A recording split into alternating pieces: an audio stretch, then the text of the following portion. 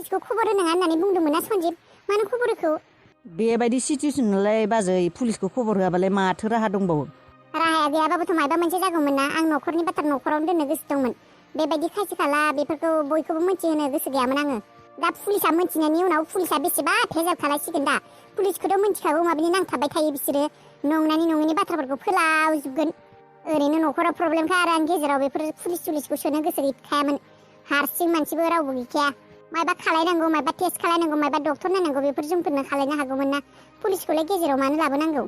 बेबायदिबा जाया बाजै बेबायदिबा जाया पुलिसखौ नांखागौ बेफोर एसेबां क्रिटिकेल बाथ्राथ' बेफोरो नर्मेल बाथ्रा नङाना बेफोर सिरियास बाथ्रा बेफोरखौ बेबायदि पुलिसनो खोन्थायालासिनो न'खरावनो सलिउसन खालायनाय बाथ्रा नङा माबासो अबाव दंलै आं रादायालाय अबाव थांखौ मा जायगालै दं रादाया बैयावनो दं रायज्लायगासिनो सन्जिब बेफोर माबायदि जानो मोनखौ आंथ' खारखोमादोंमोन पाहारनिफ्राय गोग्लैदोंमोन आं गोग्लैनानै आं जेबो गोसोआनो गैया बेयाव माबायदि सफैखौ मा जारलायावसो गोग्लैबाय थायो बेफोरबो आंनिबा आं दा बेनिफ्राय खारखोमानो हाखाला माबा मोनसे एक्टिं खालायनांसिगोन खारखोमानायनिथ' जेबो राहा गैखाला सन्जिब रादाय बिसोर गासिबो बेयावनो दंजोबो रितुबो दं मा खालायनो आं एक्टिंखौनो खालायनोसै दाथ' रावबो मिथिया जेनेबा आं गावखौनो रादाय होनना लानोसै बेफोरबायदिनो जागोन आं गावखौनो रादाय होननानै लानोसै बे रितुखौ थगायनो मोजांखा बेखौ थगायनानै आं गावखौनो रादाय होनना बुंना लानोसै आरो बेखौसो दुइ नाम्बारनि होननानै बुंसै आंसो रादाय होननानै एक्टिं खालायनि मा खालायदों नै नोंसोर आइजों नोंजों जेबो टेनसन लानाङा बेयाव मोजाङैनो दं जोंफोर गासिबो बक्सिखौ मोनबाय लालिमोननि न'आवनो नों जेबो टेनसन लानाङा बक्सिखौ मोनबाय दे मोजाङानो जाबाय दे आं बेसेबा गिलु बालु मोनबाय दंमोन फन हरनोबो बेलेन्सबो गैया आंनाव बेनिफ्राय दा मा खालायनो सानखौ दा बेखौ पुलिसनो होया पुलिस लिंहरदों नाय आरो मोजाङै माबाबानो जाबाय उनाव आरो साबि बे नख्लियानो दुइ नाम्बारियानो नोंखौसो उल्था रादाय नङा होननानै बुंबोला बेफोर सालु सालाक मानसि ना बेफोरो सैतान सिखाव जातनि मानसि उल्था नोंखौसो फासायनो नागिरगोन मिथिबाय ना बेबायदि खालायनो हाया नङा सुथुरखौ माब्लाबाबो गोरलै नोजोरजों नायनाङा जेबो जाया नों टेनसन लानाङा बेफोरबायदि जेबो जाखाला बक्सिया बेहुस्थ' जानानै दङ दाबो बिसिनायावनो गोग्लैना दङ सोरबा खुन्दायसोना अबावबा मासो जाखोथाय मोजाङानो जादों र' साला पुलिसा मोनबेगौ मानि बेबायदि बेहुस थाबानो हामसिगौ बियो बेहुससो दङ मोजाङानो जादों दे होनबालाय पुलिसा माबार फैबानो जासिगौ बेनिफ्राय थाब फैनो नाजा न'आव आइयाबो लोमजाबाय थायो थांगोन बेफोर बेजाला थैबानो थांगोन आं बेनिफ्राय आबायालाय दं आयाथ' मोजां मोनबाय एसे आगोलनिख्रुइ मोनदों दे दोनथ' आं उनाव फन खालायगोन दे आरो हागोबा सकआव थांनानै रिसार्जखौ सोना ला आं दा हरनोबो हानाय नङा नांगौ जायोना सोगोन दे आं दाहाय सकआव थांनानै नों मोजाङै थाबानो जाबाय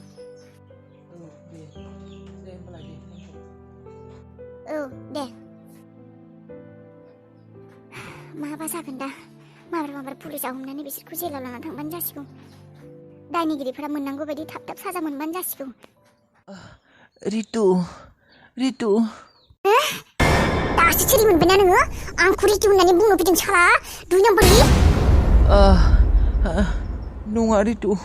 नोंनि खोमायाव सोर बेफोर बाथ्राखौ सोनानै होदों आं दुइ नाम्बारनि नङा रितु आं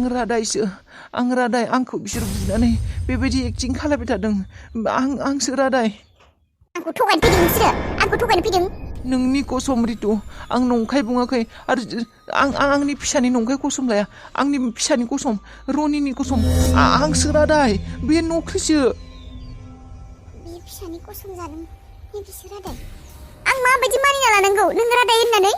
आंसो रादाय नों आंखौ फोथाय आंखौ बिसोर बुनानै किडनेप खालायना दोनदों मिथिबाय जोंनि न'निफ्राय थिखांना लांदों आंखौ मिथिबाय ना बेनिफ्राय बिसोर अबेनिफ्राय फैनानै आंखौसो किडनेप खालायना लांदों बेनिफ्राय गावसोरसो दा आसलि रादाय जाबाय थादों आंसो रादाय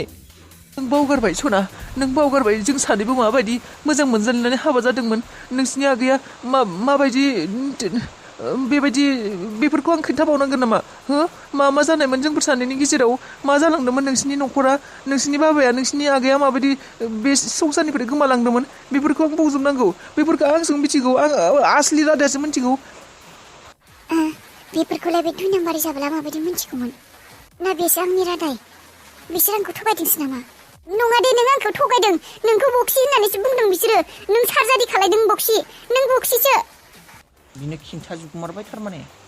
ओइ सना नों मानो बुजिया रितु बेबायदि जानो हायो नामा सोरबा बेबायदि सेम टु सेम सार्जारि खालायनो हायो नामा माबायदि जानो बेफोरो आं बक्सि नङा आं बक्सि नङालै आं रादायसो नों बावगारबाय नामा आं रादायसो नोंनि हौवा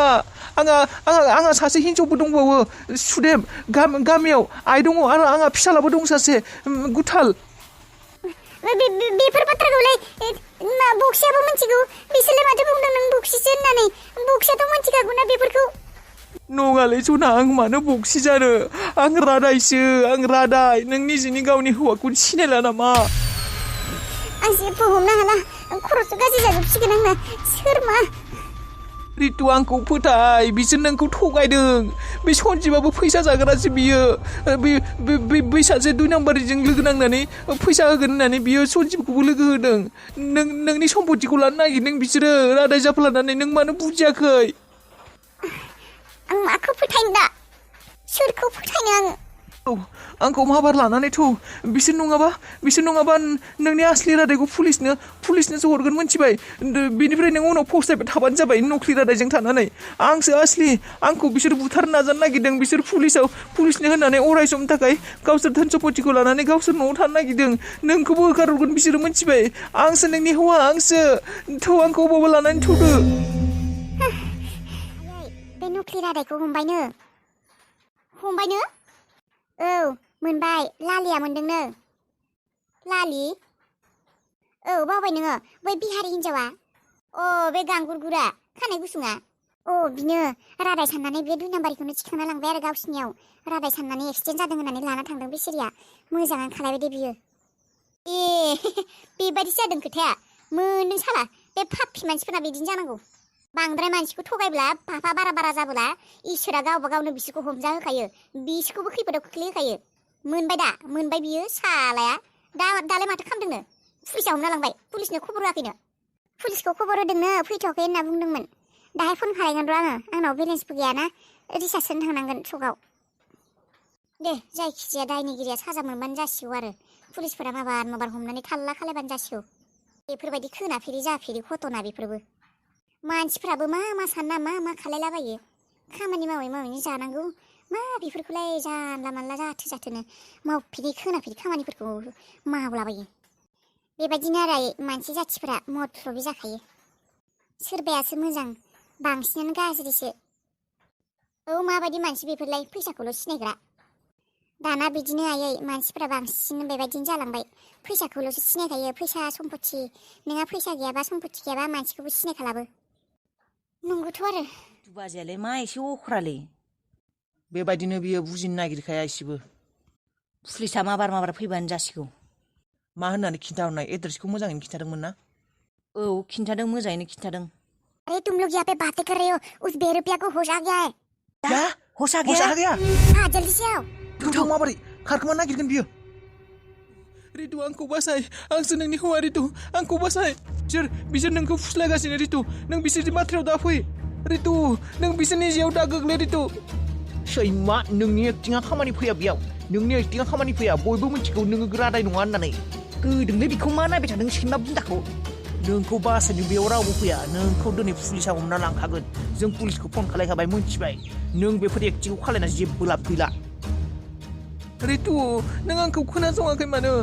बिसोर नोंखौ फासायगासिनो नों बिसोरनि मेगनाव नाय नोङो बिसोरनि मेगनाव नोङो रावनियावबो सैथो नुवा बिसोरनि मेगनाव मोजाङै नाय नंखाय नुजोबगोन नोंखौ फासायबाय थादों बिसोरो नाय रितु नों आंखौ दिनै बासायाबा नों सानसे समाव फस्थायनांगोन मिथिबाय नों सानसे समाव सानगोन आं बै सानखालि मानो रादायखौ बासायदि होननानै मिथिबाय सिथा सैमा बेफोरबायदि ढंगि एक्टिं खालामनायनि जेबो दरखार गैया मिथिबाय नों जेरैबाबो खारग'खाला साला सैमानि जात नों नंखाय बुंनानै खारग'गोन सानदों नामा नोंनि नंखाया खामानि होखाला मिथिबाय जोंनाव दा प्रुफ दंखायो प्रुफ नोंसिनाव जेबो प्रुफ गैया आंसो रादाय नोंसिनाव जेबो प्रुफ गैया साला नोंखौ पुलिस नेबाय थानानै आंनो लांसै नों जानला मानला दाखालाय मा बुंदों नोङो जानला मानला दाखालाय मा जाखौ नोंहालाय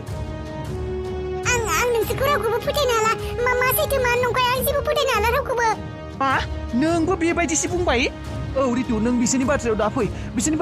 बिसोर जोंफोरनि संसारखौ बरबाद खालायनो नागिरदों बिसोर गासैबो सिखाव दाखेत गोजा रितु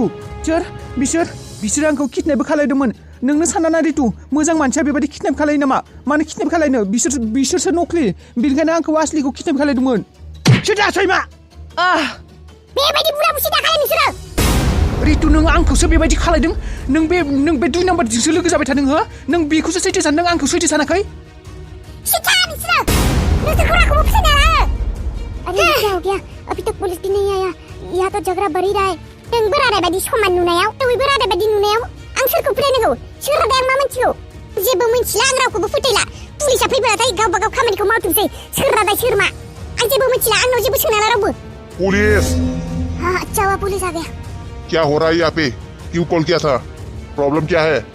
मा खालायदों सिखानोबो हाला पुलिस फैलायलांबाय सर आइए इधर देखिए यहाँ पे मेरे जैसे हमशक्ल है और मैं असली हूँ और ये जो है वो नकली है